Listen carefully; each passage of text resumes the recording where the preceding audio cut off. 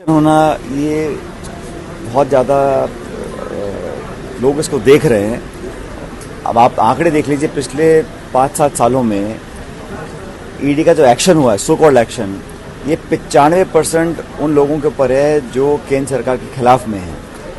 95% वो लोग हैं जो भाजपा के विरोध में हैं। उन पर जो सो कॉल्ड एक्शन है, कितना जायज़ है कितना नहीं है, जनता इसको देख रही है।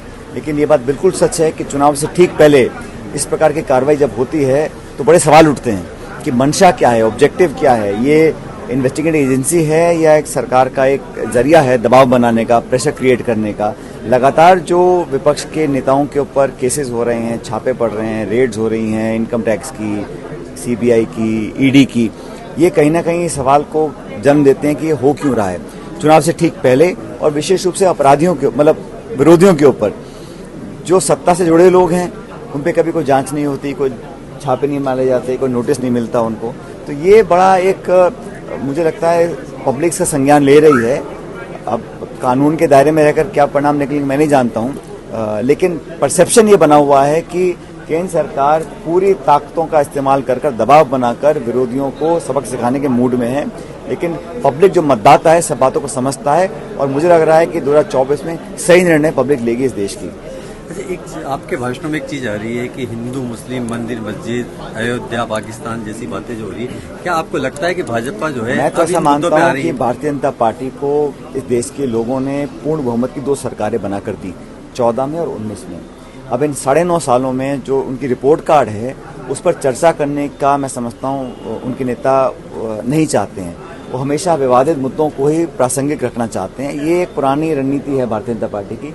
हम लोग चाहते हैं कि चर्चा हो, डिस्कशंस हो, जैसे हमारे कांग्रेस के नेता हम सब लोग या हमारी एनडीए अलायंस के लोग बोलते हैं कि आप बेरोजगारी पर, पत्रकारों की स्वतंत्रता के ऊपर, इन्वेस्टमेंट्स के ऊपर, महंगाई के ऊपर, निवेश के ऊपर, इन पर चर्चा करो और बताओ कि इस देश में खाई क्यों बढ़ गई है अमीर गरीब की, और इतने लाखों करोड़ रुपए उद्योगपतियों के माफ हो जाते हैं, किसानों की कुर्की हो जाती है। इन पर कोई चर्चा करने को तैयार नहीं है। तो जो भावनात्मक मुद्दे हैं या विवादित मुद्दे हैं उनको हवा देकर लोगों का ध्यान डाइवर्ट करने की एक शुरू से कोशिश बीजेपी की रही है। लेकिन अब लोग समझ रहे हैं, इसलिए जो परिणाम आपने देखे कर्नाटक में, हिमाचल में, वो कांग्रेस के पक्ष में आए थे।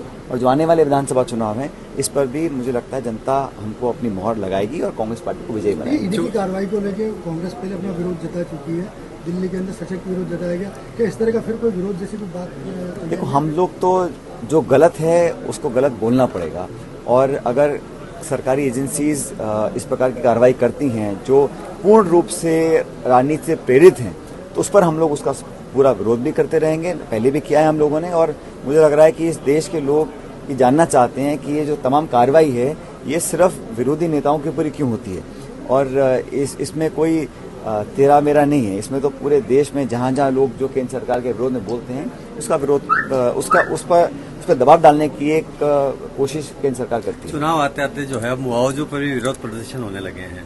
जयपुर में एक बड़ा प्रदर्शन हुआ है कल, उसे किस नजर से देखते हैं? किस तरह के जो है मॉब लिंचिंग जैसे कानून जो है, मुझे लगता है कि जो भी कानून है, जो भी बनने चाहिए, पॉलिसीज हैं वो एक जैसी होनी चाहिए, कोई पक्षपाती भेदभाव नहीं होना चाहिए। लेकिन हमारा जो चुनाव का मुद्दा है, चाहे राजस्थान है चाहे बाकी जगह, वहाँ किसान, नौजवान, महंगाई, बेरोजगारी, आगे की संभावनाएं, भविष्य की नौजवानों के लिए हम क्या तैयार कर सकते हैं उस पर करना चाहिए। एक विजन रोड मैप होना चाहिए। उसके अभाव में मैं समझता हूँ कि जो चर्चा और डिबेट्स हैं वो बहुत ज़्यादा सार्थक नहीं है, और जो पब्लिक इश्यूज हैं उस पर ही चुनाव लड़े जाने चाहिए। कल नड्डा जी जयपुर में थे, उन्होंने कहा कि गहलोत साहब का समय आप पे निगाह रखने में ज्यादा बीता है। क्या करें? जेपी नड्डा जी ने कल कहा कि गहलोत साहब का समय सरकार चलाने से ज्यादा आप पे निगाह रखने में बीता है। अब तो निगाह मेरे को लगता है कि बीजेपी को रखनी चाहिए वसुंधरा जी के ऊपर कि वो क्या करेंगे नहीं करेंगे। आपस में इतना खिंचाव है, टिकटों में जो झगड़े चल रहे हैं, और अपने आप को एक पार्टी विद डिफरेंस कहने वाली बीजेपी, वहाँ पे क्या हाल हो रहे हैं आप सब जानते हैं। ये उनका अंदरूनी मामला है, मैं टिप्पणी नहीं करूँगा ज़्यादा। लेकिन मैं इतना जानता हूँ कि टिकट किसी को भी दें, लेकिन जनता देखेगी संगठन क्या है, विचारधारा क्या है, नेता कौन है और किस दिशा में प्रदेश को ले जाना चाहते हैं। उस संदर्भ में कांग्रेस हर बार बीजेपी को हरा सकती है।